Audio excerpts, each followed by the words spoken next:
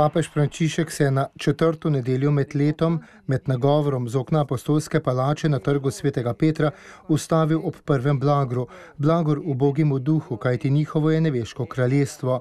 Ubog v duhu je tisti, ki je sprejel občutja in držo tistih ubogih, ki se kljub temu njihovemu stanju ne upirajo, temveč znajo biti ponižni, poslušni in pripravljeni za Božjo milost. Sreča ubogih v duhu ima dve razsežnosti po papeževih besedah, in sicer do stvari in do Boga.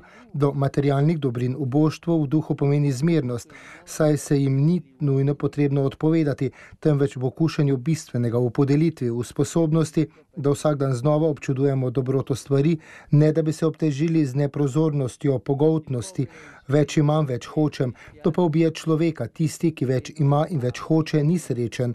Do Boga pa je hvala ter priznanje, da je svet blagoslov in da je na začetku njihovega izvora očetova stvariteljska ljubezen.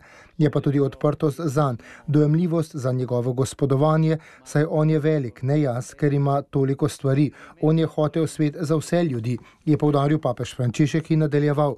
Ubog v duhu je kristjan, ki se ne zanaša na samega sebe, na svoje materialno bogatstvo, ne vztraja trdovratno pri svojem mnenju, temveč s spoštovanjem prisluhne ter se voljno pokori odločitvi drugih.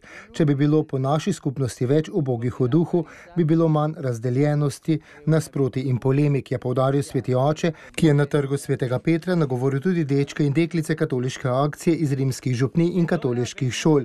Hvala vam za vašo navzočnost ter vašo velikodušno prizadevanje pri gradnji družbe miru. Nato so mladi spustili v zrak balone kot simbol miru.